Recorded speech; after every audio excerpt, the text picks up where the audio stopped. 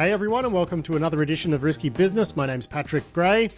We've got a great show for you this week. I'll be chatting with Adam Boileau about all of the week's security news. We're also going to take a look at some of the things that President-elect Donald Trump has promised to do in technology.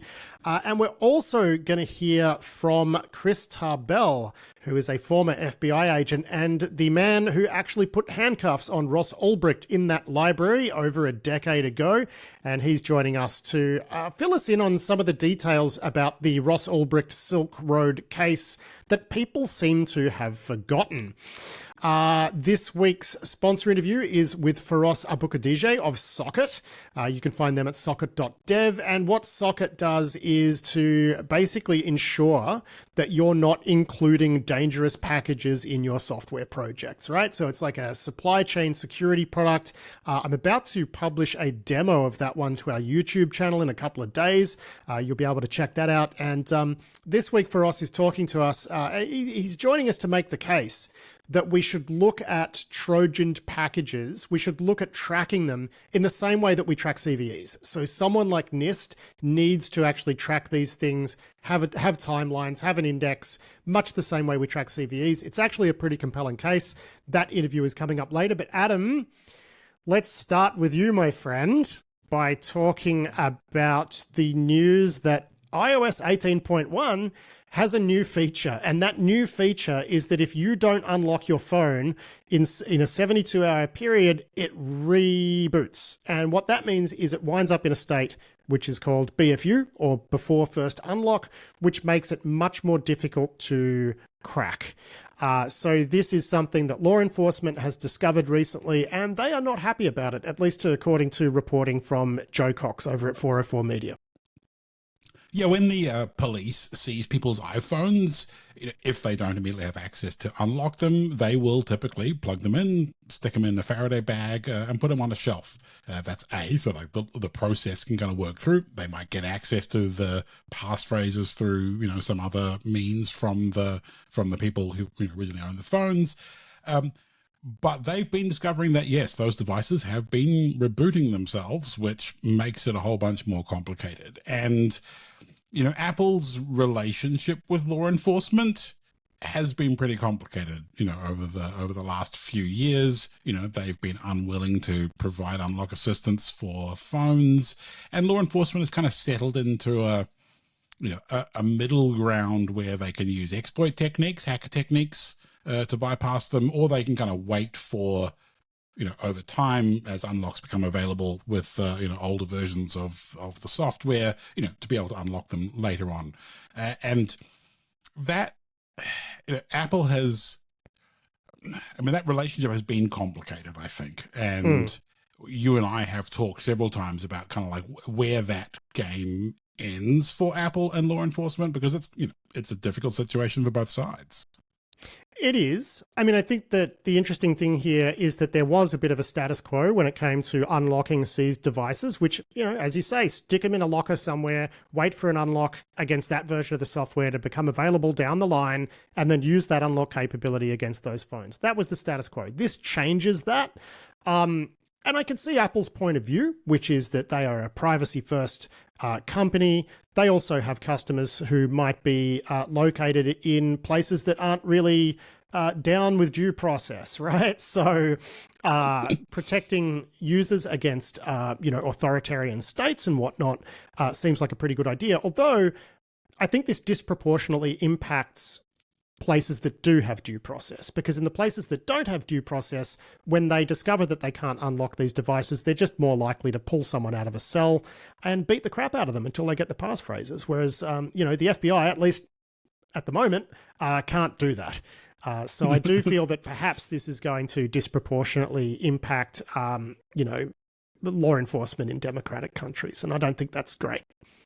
Yeah, and this sort of resolving this tension between privacy and security and law enforcement oversight and the ability of the government to try and make communities safe, right? This is a tension we've seen played out in so many parts of the tech industry as we've got to the point where it is legitimately difficult to intercept communications, to unlock devices, and the traditional tools of wiretaps and pen registers and whatever else have been gradually chipped away, and we haven't really figured out how to resolve that tension. I mean, the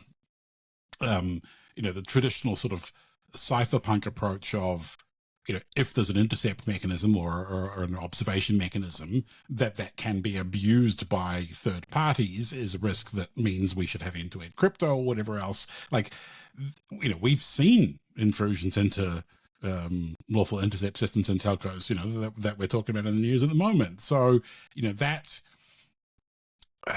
that tension is playing up in a bunch of places, and this is just kind of one. And Apple's maneuvering to kind of position themselves as a privacy first company,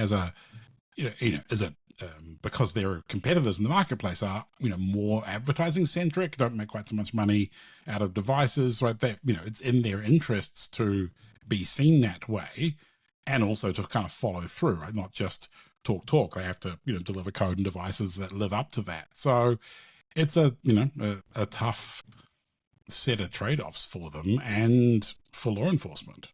I think this is really going to annoy law enforcement, particularly in the United States, given that's where Apple's from, right? So I think that's gonna really drive them a bit nuts. But you're right, we are talking about intrusions into surveillance systems, and we got an interesting story here from the Wall Street Journal where a US agency, it's the Consumer Financial Protection Bureau, has warned its staff not to use cell phones. Don't use like plain old cell phone calls and text messages to conduct agency business.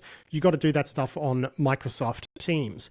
And I think this is a really interesting development. Now, obviously, they say this is because telcos are a little bit insecure upstream. They don't. I don't think they explicitly say it's because of this campaign, but that's kind of implied in the advice they're giving to staff here. What I find interesting about this, though, is that Teams, as best I know, is not end-to-end encrypted. That material can be obtained. An intruder into Microsoft would be able to get that material. So I think what's interesting here is they're saying, don't trust the telcos, but you can trust Microsoft, right?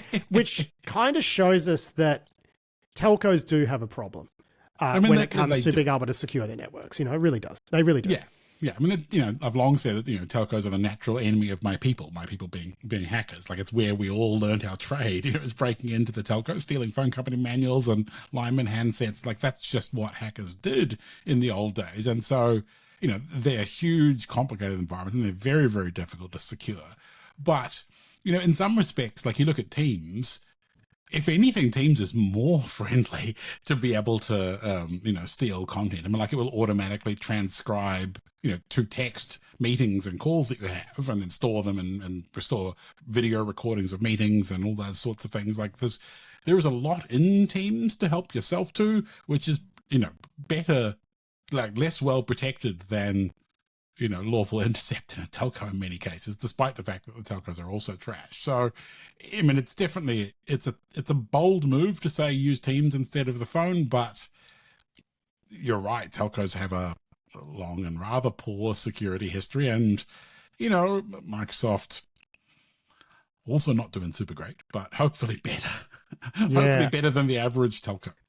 There's also the rumor going around that the Salt Typhoon intrusion, and hopefully we find out from the CSRB investigation, but there's also a rumor floating around that most of that activity took place on networking equipment, right? Which is why maybe they didn't see it via their EDR.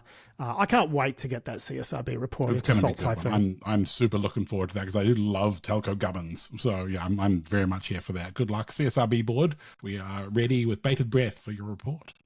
Now, let's talk about some data that's come out of CISA, which has resulted in a, Five Eyes Alliance kind of, warning about it. There's been an interesting move in stats around the types of vulnerabilities that are popping up being used in the wild.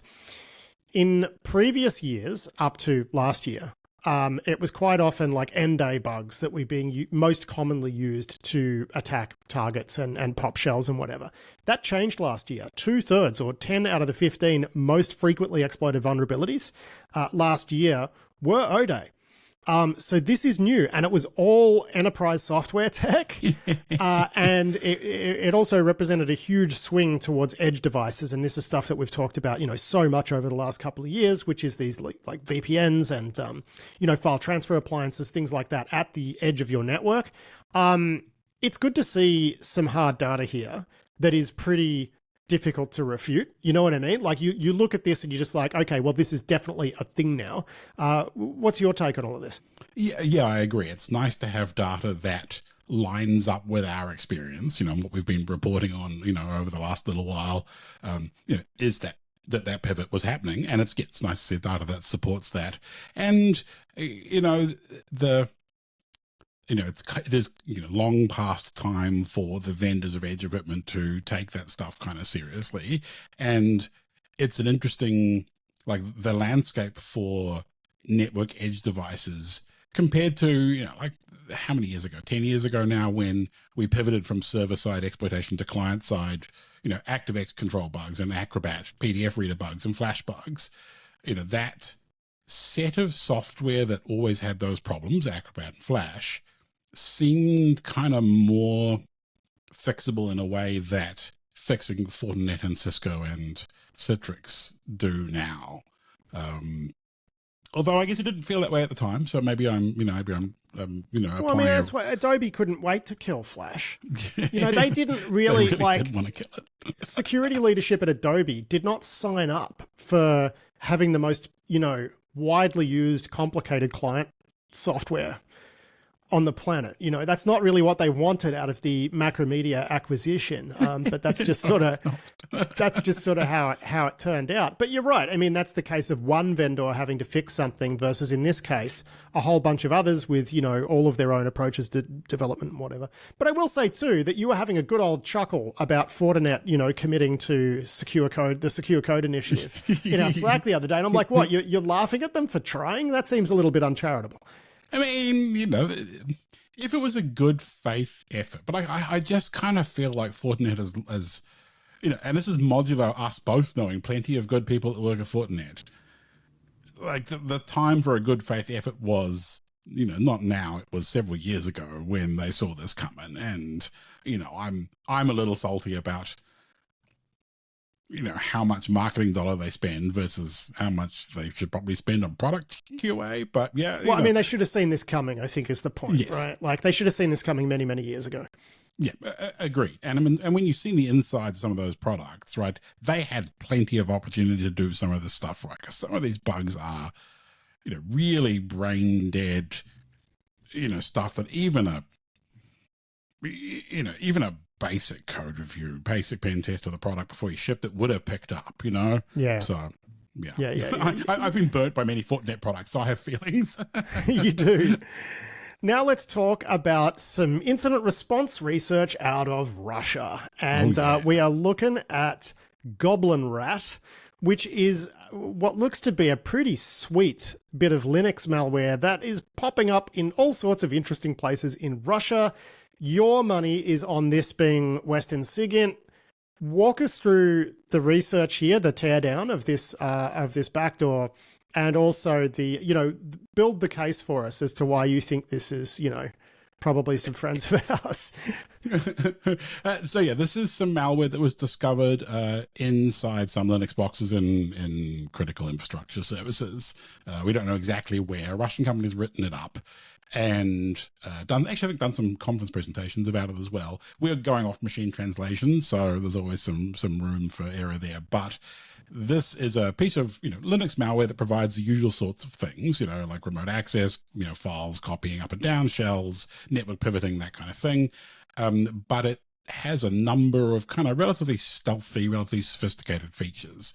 So one is, obviously kind of process hiding stuff. Two is command and control is done with like port knocking, configurable port knocking. It's written in Go, so it's nice and portable. And it has, a whole bunch of stealth mechanisms that just feel like things that SIGINTers would do. So for example, it'll drop binaries into dev SHM, which is like a RAM disk, so you don't leave traces on disk. It will overwrite when it gets told to delete itself off disk. It will overwrite with data from the random device to defeat disk forensics and a whole bunch of kind of long-term persistent stealthiness. It runs in the bits that do the initial persistence, hide themselves as various like a typo of a system process, like one letter different from a system process, and that's different on every box. And then the C2 endpoints are also different on every box, using domains that are only used for that purpose. There's strong crypto everywhere, like cert auth on all the bits. And, it just feels well engineered. And then the people who did forensics on this actually pulled memory images from a bunch of systems to try and, identify infections of this stuff, and found a few fragments in like unallocated memory that kind of showed some of the usage patterns, and it feels human driven, right? There is someone hands on keyboard making choices, choosing what to do on a particular box that, there's a degree of skill involved in that. And that's a thing that, to do at scale, you have to be a SIGINT agency. You have to be someone that's got the people who are sufficiently skilled to do this, not just off a playbook.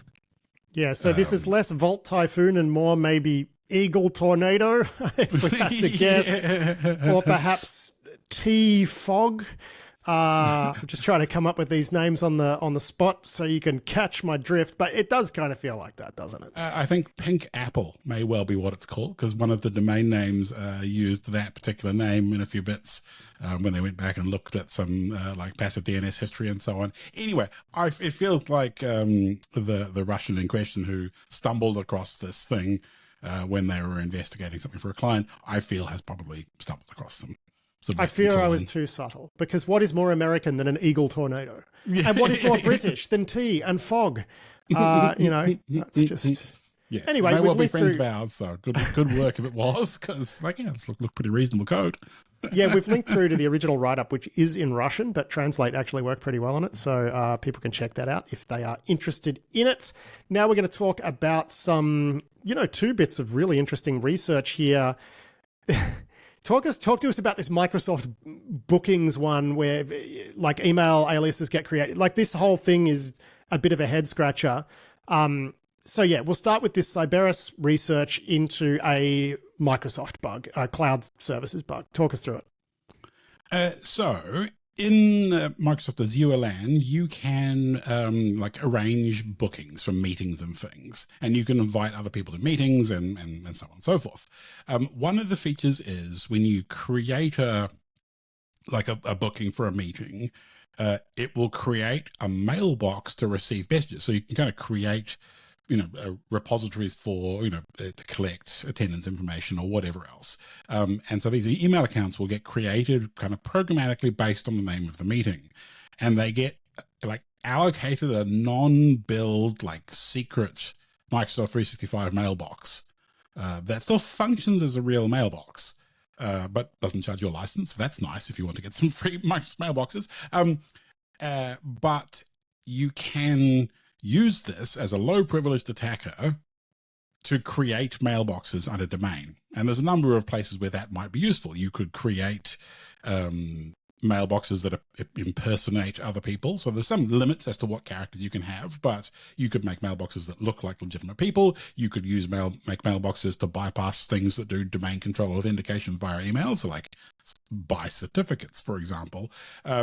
Or you can reactivate old employee accounts if the accounts that it makes are in the kind of the style of the normal email format for that organization. So it's a really interesting tool to go from low priv to I can create new email accounts and then I can use that for social engineering or technical attacks or whatever else. And this is probably a surprise to many organizations because, hey, the cloud future, we have no idea what crazy stuff Microsoft is doing, and this seems a little on the crazy side. So yeah, very useful for red teamers. Yeah, but it's also one of those weird edge case kind of bugs that you wouldn't necessarily think to look for in a standard audit. That's why I find it interesting, right? Because some of these like business logic bugs are always the best because they are subtle and they are hard to find. And they give some examples of the types of email mailboxes you could sort of register here. And it's like administrator at domain, hostmaster, postmaster, webmaster, admin, root. Those are going to come in handy, right? So I just thought that was a, really interesting bit of research.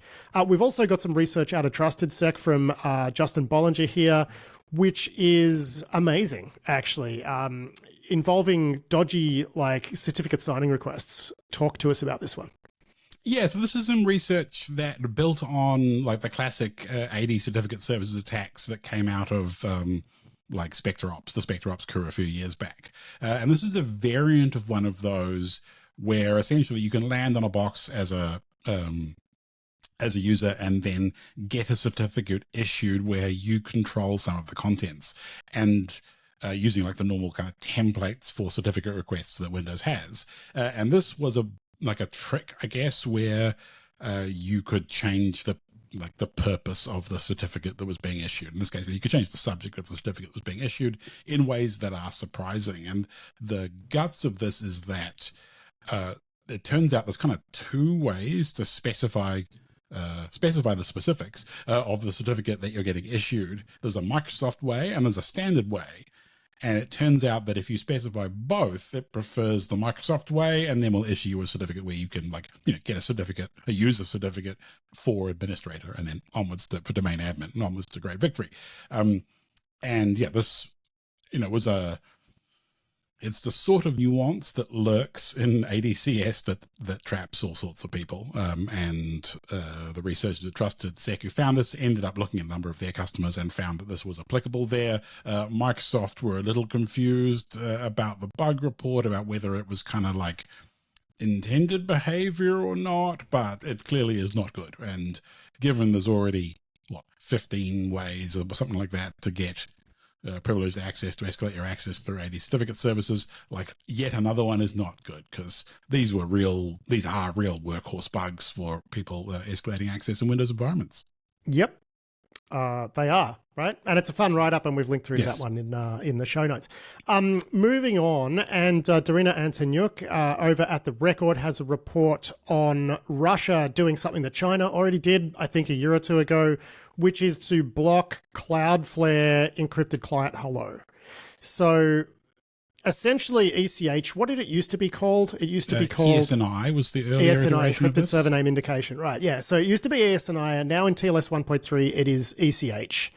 And what that essentially is domain fronting by design. It gives you what domain fronting would give you, in that you could just connect to a CDN and then in your client hello specify where you want to go, and then you connect there, right? But that's all encrypted and it's not observable.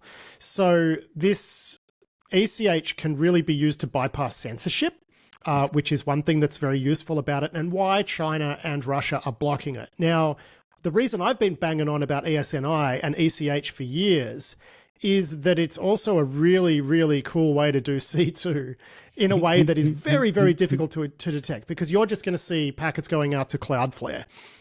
So that's something that I think people need to think about when they're architecting network detection. This is also a solid argument for doing more instrumentation of browsers so that you can actually know where the browsers are going. And then if that data doesn't match with other data that is going off to Cloudflare CDN with a, domain name that you have no idea about because it's encrypted in the client hello. It's interesting. So Russia and China have blocked it for censorship reasons, but this stuff is going to be a problem eventually. I think the one mitigation here is that when you are pushing your C2 through a CDN, you are vulnerable at that point to the CDN squashing your campaign. But if you're writing decent enough malware, you can build a bit of redundancy in there. Frankly, I'm surprised we don't see this sort of C2 being widespread. But everyone I ask about that just says, well, people don't need to do that yet, because it's not like they can't get functioning C2 just with basic techniques. But I guess the long story short is I think encrypted client hello is the future of malware C2. And I'm not surprised to see Russia join China and ban this when they're starting to get more restrictive about what people can see on the internet. Yeah, absolutely. And I think Cloudflare has done quite a bit of the engineering work and also deployed this by default in their environment, which I think has probably pushed Russia's hand a little bit. I think China was kind of slightly ahead of the game, but Russia is now seeing it being a practical problem for them, which I think was the point, right? That's why Cloudflare did it. But yeah, I agree with you that, like domain fronting was so useful back in, before we had to worry so much about how we were going to get detected. And this, as it does the same things that domain fronting kind of delivered for us in a way that's even harder to observe without being in the browser, without being in the network stack. And without having some sort of logic to like compare different data sources, like it's a pain in the you know what to try to get around, like to try to detect this. Yeah, exactly. And with like the main challenge with ESNI was it relied heavily on DNS to get the keys to send the encrypted SNI. And if you just blocked the DNS, that particular part of the DNS request, it would kind of fall back so you could see it. Whereas ECH is kind of designed so that with an attacker observing the DNS and able to control it, you've got kind of more options for getting the right key material out to the client. Like it can send new key material like midway through the TLS handshake so that the client can then send the encrypted client hello encrypted correctly without having to trust the DNS, which that combined with DNS over HTTPS, which again Cloudflare did a lot of the work on. Like all these pieces kind of joined together to make it pretty technically difficult to do anything other than just straight up block this. Yeah.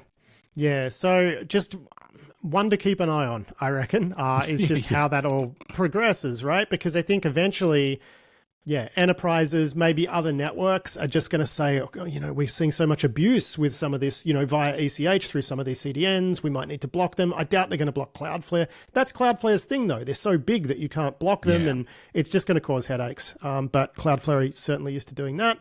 It looks like Tor has published a write-up on how they've managed to mitigate the IP spoofing attack that was targeting their relays. So I think we spoke about this on the show. I can't remember if we actually spoke about this on the show or if it was just in Risky Business News, our other podcast. But the idea here was people were spoofing SSH scanning activity from Tor relay IPs, right? So they'd find the IPs for Tor relays, they would spoof SSH connections, which would result in abuse complaints being directed to the ISPs where those relays were located. So this is like what we used to call a Joe job when it came to email, like spamming from an address that you didn't like to get that address sort of blackholed. Similar sort of thing here, but with SSH scanning. And it looks like, though, that Tor has been able to sort this out. How did they go about sorting out something like this? Because I would have thought that would be pretty difficult. I think there's kind of two aspects to it. There's one, like whoever was spoofing the traffic, I guess they figured out where it was coming from and managed to shut that down. And the specifics of how they did that is a little vague. They did say that it was done in cooperation with old mate Andrew from Grey Noise, so that might give you some idea of kind of what was involved. The other half was there was an organization that was sending abuse complaints, kind of in an automated, willy-nilly kind of fashion that was amplifying the effectiveness of the spoofed packets. So I think they managed to get a bunch of people to ignore that particular organization that was just generating, the organization said like billions of abuse complaints or something. So like, I don't know what the hell they were doing, but so I think that was the two-pronged approach that they took. But they have been a little bit cagey about the specifics from, what they did with the spoofing origin. Now, speaking of bad stuff being kicked off the internet, talk to us about this operation that Dan Gooden has reported on that has resulted in something like 22,000 malicious IPs being taken down. How does one take down an IP, Adam? Well, that bit's a little bit unclear. This report's been quite interesting. It's an operation, I think, led by Interpol called Synergia 2. And it took down, a whole bunch of malicious servers, associated address space, and some other bits and pieces. But most of the targets of this operation appear to actually be in China. The reporting says that there were like 1,000 servers taken down in Hong Kong, another couple of hundred, 300 in Macau, and then a few other bits and pieces in Mongolia and Madagascar and Estonia. So kind of a worldwide, police operation, law enforcement operation, but, the bulk of it inside China. And I haven't seen any specifics about exactly kind of like what sorts of cybercrime they were doing, and the number of like 30,000 potentially malicious IP addresses have been bandied about in the press release, and I'm not quite clear, what they were doing with them. But either way, wrapping up 1,000 boxes, I think in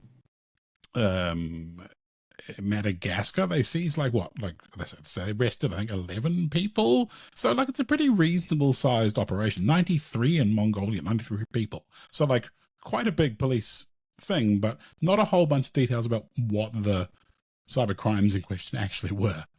Yeah, and interestingly enough, the three private organizations that participated in this were Group IB, which are based in Singapore these days, but were originally Russian, Kaspersky, and Team Kumri. So an interesting little mix there. Yeah, interesting get together there. Exactly. It is time for us to have a little bit of a chat about last week's election. Donald Trump has been returned to the White House, and he will be inaugurated next year.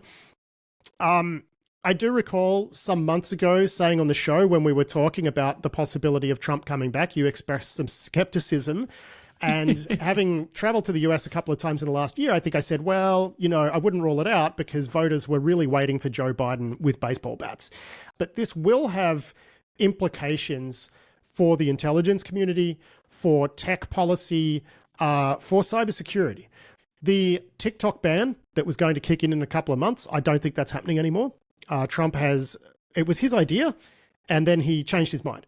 So it looks like TikTok will remain a going concern in the United States. The forced divestiture, I don't think that's going to happen.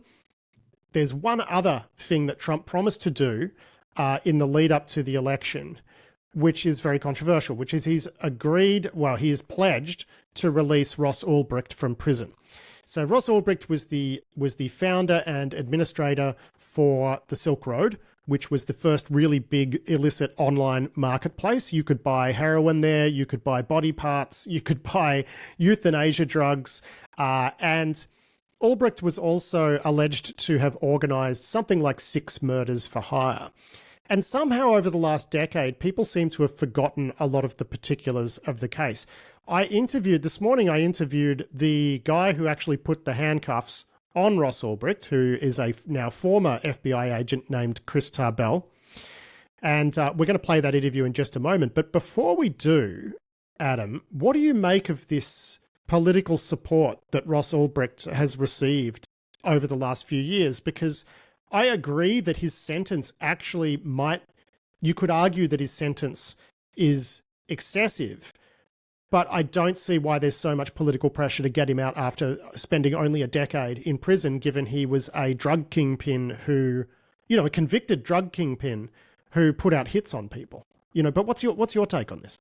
Yeah, I guess the comparison with, say, Assange is the one that is the most obvious, right? Where there has been a long undercurrent of support for Assange that you can kind of understand why, right? You can see the lines for that. Whereas with DPR, Direct Pirate Roberts / Ross Ulbricht, it was never quite so clear. I mean, people would have made the argument about, Silk Road was in some respects a safer place to buy drugs than, your local streets. But as in the interview that you're going to play in a second, you make the point that, it made it a lot easier to get drugs full stop, which overall increased the harm because more people had access to harder drugs. And I think that there's sort of the long war on drugs that America has fought. I think there's a degree of I was going to say like this now, just not the right word. There's a degree of sympathy for the extent to which anti-drug policies have not helped, and that maybe legalizing or reducing penalties or whatever else might actually be a better option. And well, we've seen that. I mean, you walk through the streets of Washington D.C. now, and it reeks of weed. We've seen decriminalization in a bunch of states, right?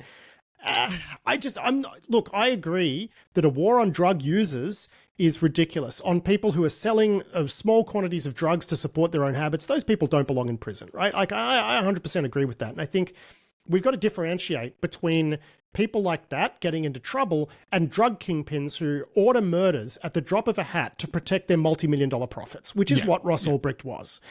So this is the thing where I start to get a little bit... Yeah, but I think those two things do get kind of smushed together in people's heads, right? Because it's easy for some people to look at someone like Ulbricht and say, this guy is, progressive and, is kind of on our side if you're into harm minimization overall. And as you say, he is not, right? He, people will hear the interview in a second, but, he really isn't. And I think it is good to remind people some of the specifics of that case, because it does seem kind of hard to support letting him out, even if, 2 lifetimes seems like quite a long sentence for someone.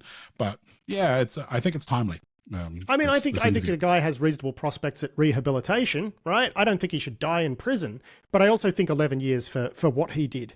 And, just on the drugs accessibility thing, I know that if you take a heroin user and drop them onto the surface of Mars, they will be able to find heroin. Okay. It's a hell of a motivator, right? It is. They will find it, right? So I'm not arguing that there's this huge accessibility problem with drugs for drug users. But I think in the case of Silk Road, there were documented instances of people who did not otherwise have access to drugs accessing, very dangerous substances via Silk Road simply because they could. Because they drop into a chat and people were talking about these drugs. I'll just add to cart, right? And that's dangerous. That's really dangerous. So I think they definitely needed to send a message, but the idea that a pro-law and order candidate, or president is going to commute the sentence of someone who committed these crimes just seems absolutely insane to me. So Adam, let's you and I wrap it up, and then I'll play that interview. But thank you as always for this week's news discussion. Always great, and I'll chat to you next week. Yeah, thanks so much, Pat. I will talk to you then. So that was Adam Boileau there with a wrap of the week's news. And here, as promised, is my interview with Chris Tarbell. Now, Chris was the FBI agent who led one of the investigations into Silk Road. He was actually the agent who put the cuffs on Ross Ulbricht in that library back in, I think, 2013. And he joined me for this conversation about the proposed release of Dread Pirate Roberts, aka Ross Ulbricht. Now, it's important to note that Chris is not advocating that Ross Ulbricht should stay in prison, but he does want to make sure people remember the facts of the case as he remembers them. So here's Chris Tarbell.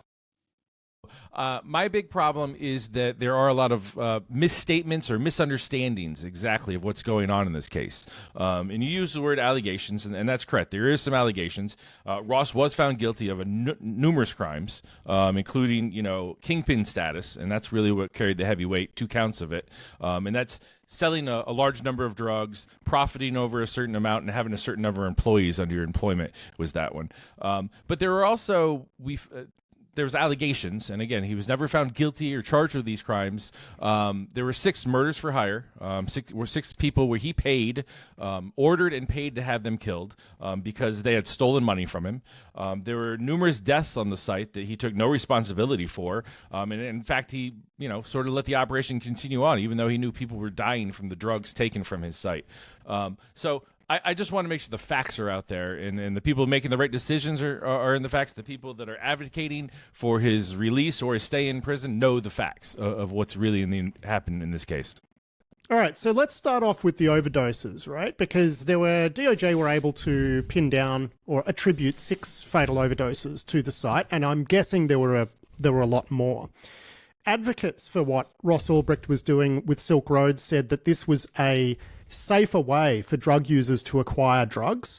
And therefore, if you believe in harm minimization, that, Silk Road was a net positive. The counter argument to that, though, is that it made hard drugs accessible to people who otherwise would not be able to obtain them. And indeed, in some of these overdose cases that where we saw letters from the parents, it certainly looks like these people were getting access to drugs that they otherwise probably wouldn't have. I'm wondering what your feeling is on that part of this discussion.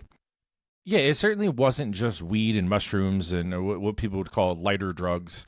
It was high grade Afghan heroin. You could get really quality stuff that wasn't stepped on, and when I say quality stuff, I'm thinking from a drug user, it's very high potency. But kids died from it because they didn't realize what was in it. The advocates will say it was safer because the kids didn't have to go into the streets and deal with someone where they could be shot or in a dangerous part of town. I don't buy that argument. That doesn't seem to hold water with me.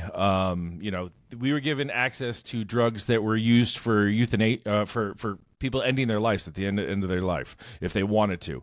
In some countries that's legal, but kids underage, there were no ID checks. There was nothing to what these drugs were being used for. So the site just gave access to people to drugs that they wouldn't be able to get access to normally. I don't say it's safer. They had much more access to much more powerful drugs.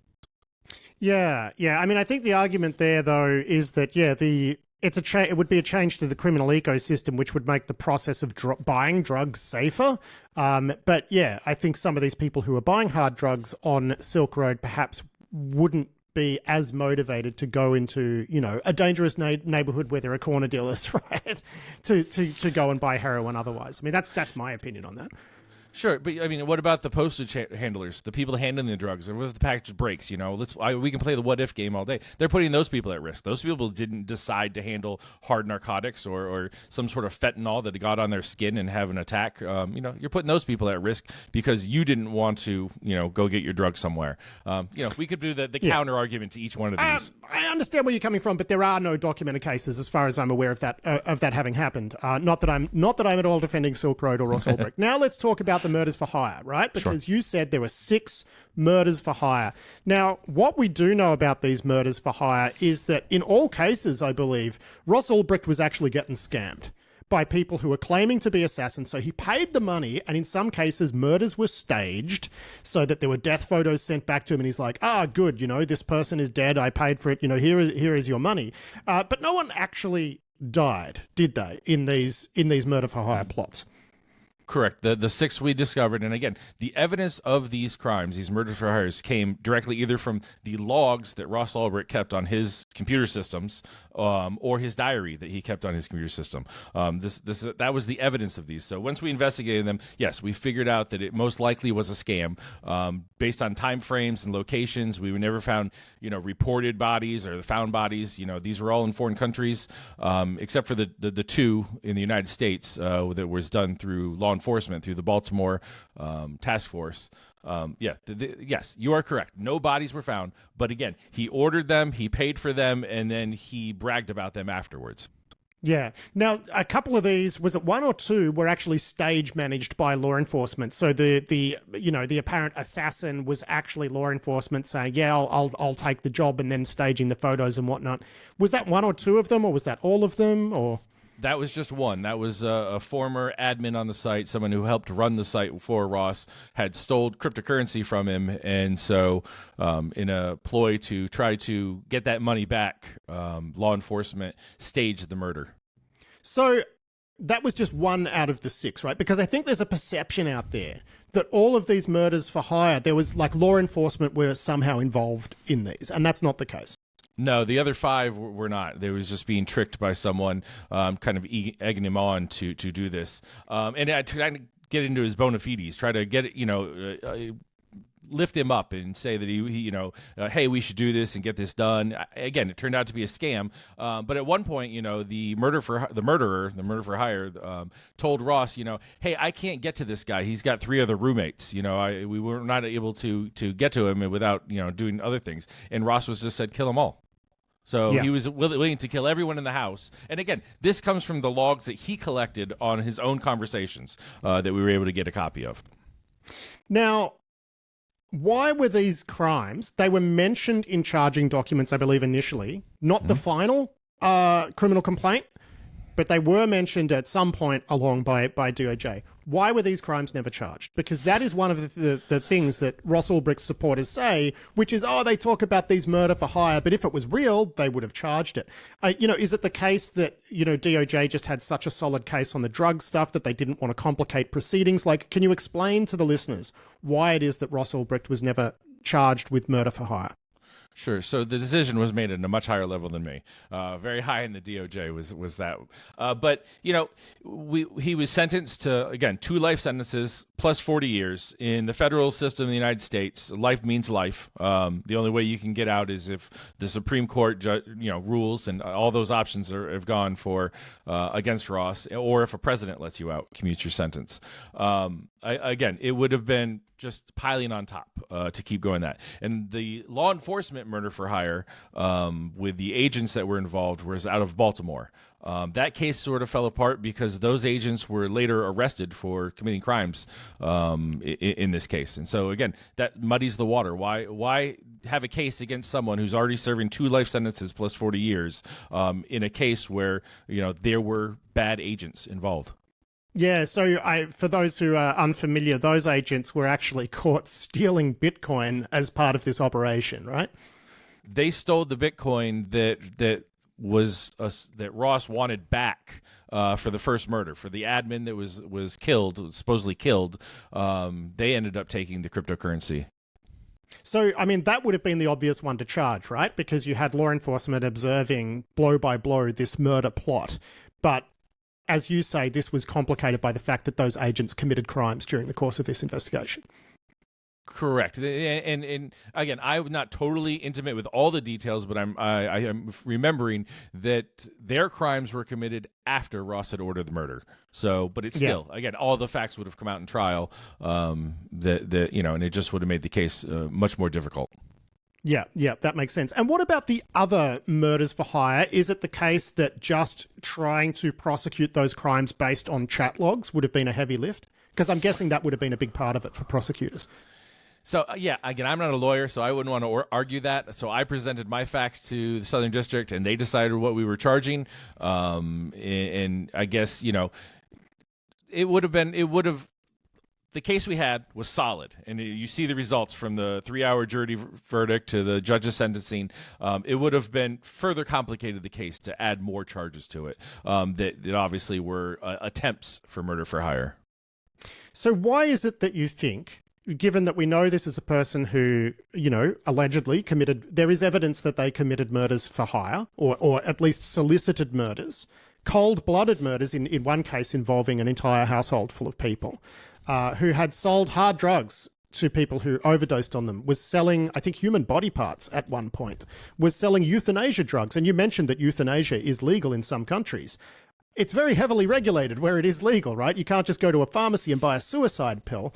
So why is it that you think Ross Ulbricht has found political support among people like libertarians? He has a very strong following. I know his mother, Lynn, is a big advocate for him and has kept, the Free Ross alive.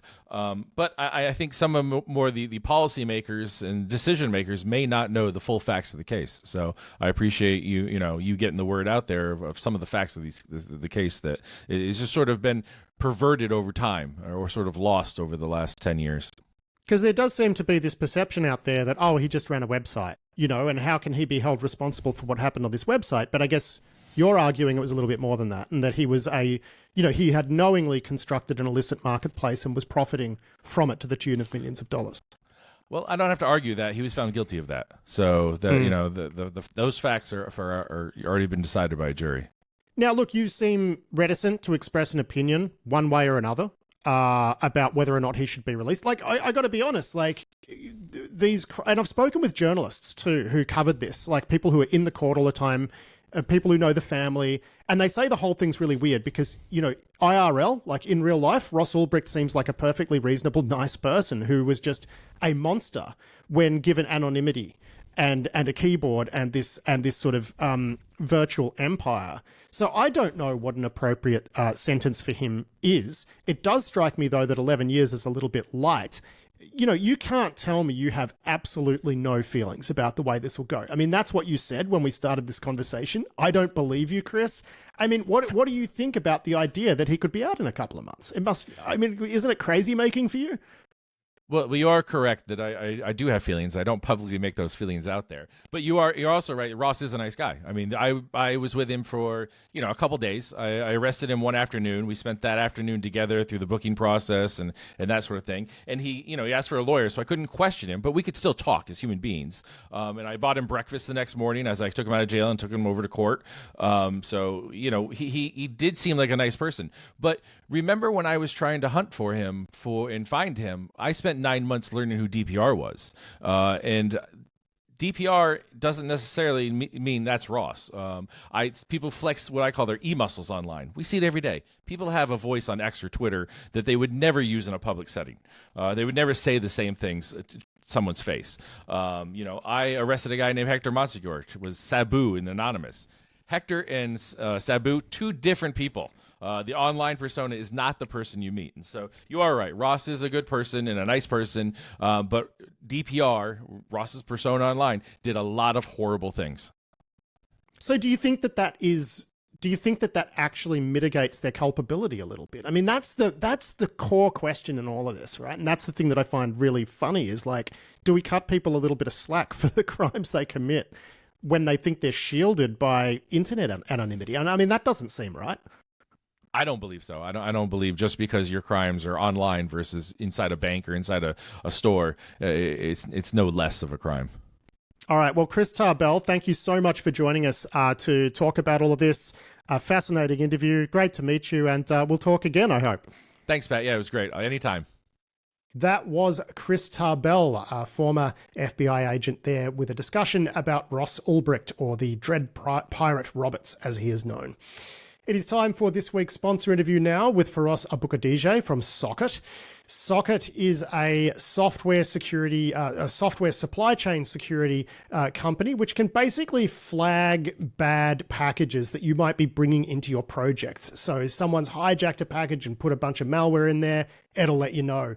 If a package is trying to do stuff like send environment information off to some random server in Russia, it'll let you know that. If it's trying to download and run executables, it'll let you know that, right? So just a good idea in this age where we're constructing software out of so many pre-built packages. But Ross has made a good point, and he's here to make the case that we need to start tracking bad packages the same way that we track CVEs, and that there needs to be some sort of central repository for this information.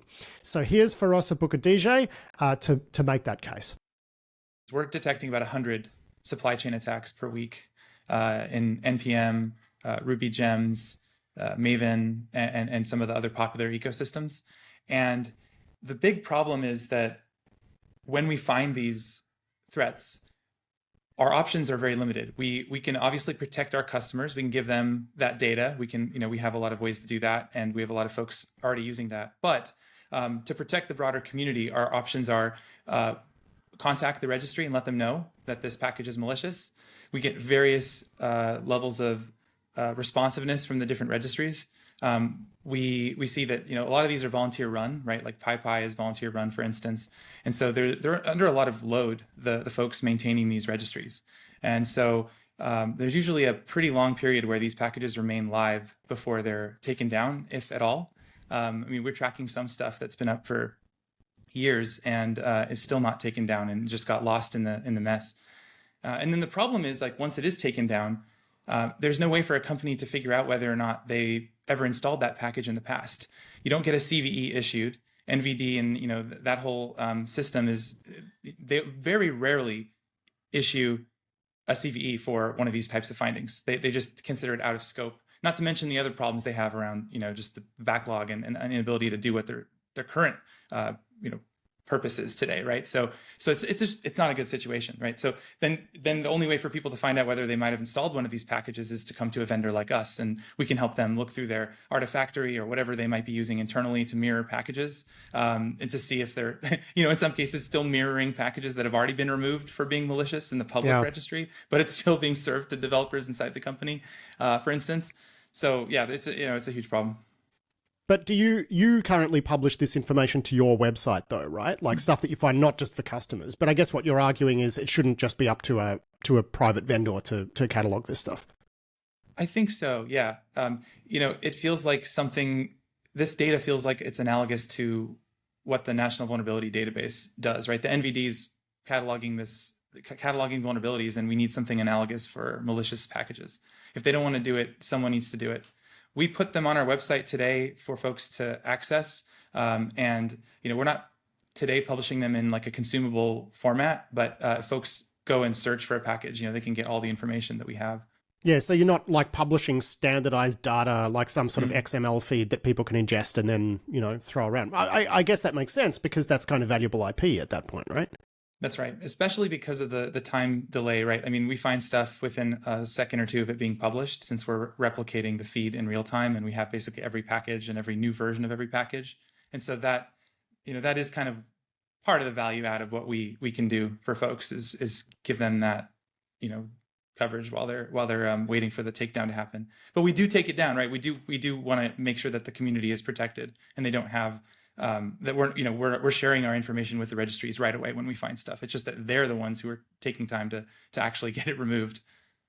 Yeah, I mean, I think it's probably worth pointing out at this point that NVD is having trouble. Like you alluded to that earlier, they're having trouble even doing their current workload. There's been new contracts issued and whatever. But I mean, at some point, they just stopped enriching vulnerability data earlier this year, right? Like, do you know, have you been tracking that much?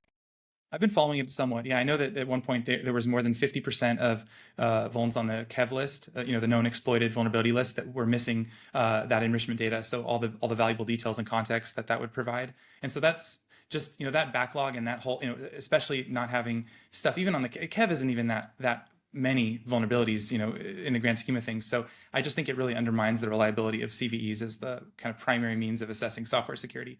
And that's something that's always frankly bothered me, is that when folks throw a package into a vuln scanner and say, oh yeah, there's no CVE, or, it doesn't match, they think it's safe to run that package. But it's always been bigger. It's always been a bigger problem than that, right?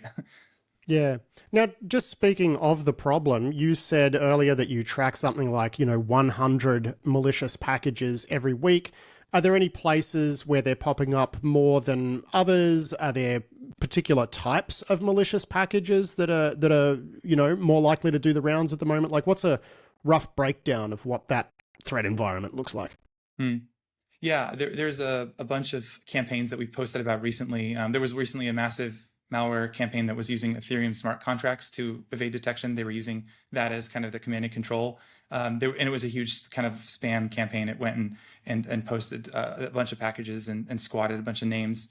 There was a recent thing we found too that's quite interesting, something we're kind of calling an author typo squatting attack, where the attackers were able to impersonate a popular maintainer on NPM by faking important metadata in the package that ended up kind of showing up on the official package website. So it's it's always evolving. There's always like new stuff. A lot of it obviously is going to be like really just in terms of volume is going to be pretty silly and not the most eye-popping things. You get like a lot of just people just stealing all the environment variables as soon as the package is installed. That type of thing we catch all the time. What mystifies us is just how little effort is put into like even attempting to obfuscate what they're doing, right? I mean, it's like they know no one's looking. You know what I mean? Well, I mean, you're the one who's looking, right? Which is why it's mystifying to you, because you can see it. But as you point out, most people don't look, right? So they're not going to see it. You just mentioned, well, most of it's pretty dumb. Most of it's like not eye-popping. There's no obfuscation. What's some of the more advanced stuff that you've seen? Can you talk a little about that? Yeah, I mean, we've seen stuff that's just like heavily obfuscated, stuff that targets a single organization through, checking different facts about the environment and only activating in those scenarios.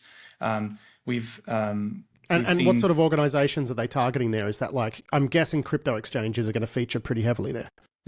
They often target crypto wallets so that they can get built into one of those wallets. And, a lot of those tend to be built with Electron, right? So you got a lot of JavaScript dependencies in those wallets. It's such a target, right? You get into the wallet and you can just wreak havoc and steal the keys.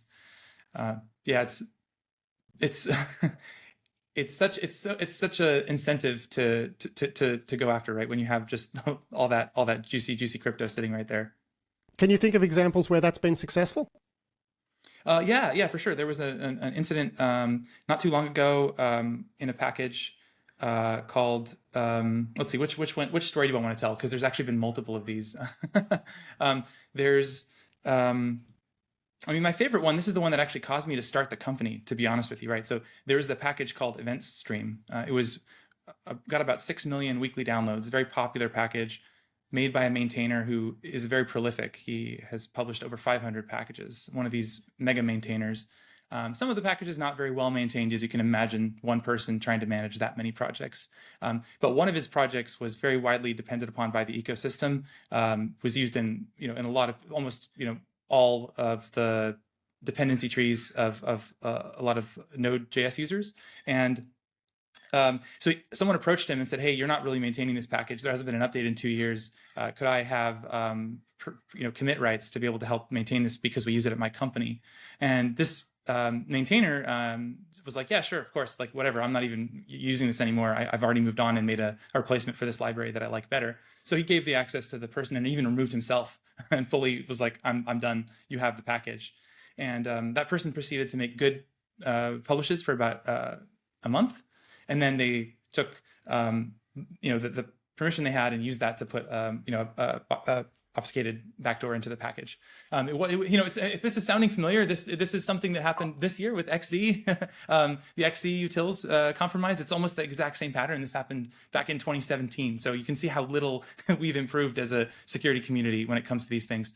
The best part of all is, the way that the backdoor triggered is it looked at the context in which it was executing, and if it was running inside the particular Electron app, it would decrypt the code successfully and then execute it. Otherwise, the decryption would fail. But the way the community caught it was it's going to sound a lot like what happened with XC. You got a nerdy programmer just kind of looking at things. So what happened was the Node.js runtime deprecated a function used by the attacker in their attack code, and it broke. No, it didn't break. Just a warning was printed, but it happened. The deprecation happened a couple days after the backdoor was added, and so they didn't know that deprecation was going to happen. And so folks that were running the bleeding edge version of the Node runtime were getting this deprecation warning and traced it back to this chunk of obfuscated code, and we're like, "What the heck is this? It looks super out of place, right?" Yeah. Doesn't that sound so similar to XZ? Like, you got this, total accidental discovery. It makes you realize, like, if we keep finding these things accidentally so often, how much more work is there to do as an industry to improve this? Now, I just want to go back to the idea of, an NVD-like body doing some tracking here. As much as we do this for CVEs, we've never really done it for malware, right? We've never really had one central repository for malware signatures, hashes, whatever. So, I mean, aren't these supply chain infiltrations a little bit more akin to malware than to CVEs? I mean, I guess it's complicated, isn't it? Because you are talking about a building block of software, and that's often what CVEs are used to, you want to track those issues as you're importing stuff into your code. So it seems like this sort of straddles the line a bit between being, more like a CVE or more like a malware SIG. Yeah, I mean, it's certainly not a vulnerability that we're talking about here. It is different. But the thing about the CVE system is it's actually one area that we've actually done pretty well as an industry. We've widely deployed CVE scanners, and CVE scanners are oftentimes they're in the compliance requirements and things that we have to cover as security practitioners. So given that we have this system and given that it's already widely deployed, it might be the case that we should just use it for more things, because everyone's already hooked in some way to this system. So that's the argument for using it for more than just vulnerabilities. Yeah, I think it's a pretty good one. All right, for Ross Ulbricht, thank you so much for joining us this week to talk through all things software supply chain security. A pleasure to chat to you as always. Cool. Yeah, thanks, Pat. That was Ross Ulbricht there from Socket, and you can find them at socket.dev. And that is it for this week's show. I do hope you enjoyed it. I'll be back soon with more risky business for you all. But until then, I've been Patrick Gray. Thanks for listening.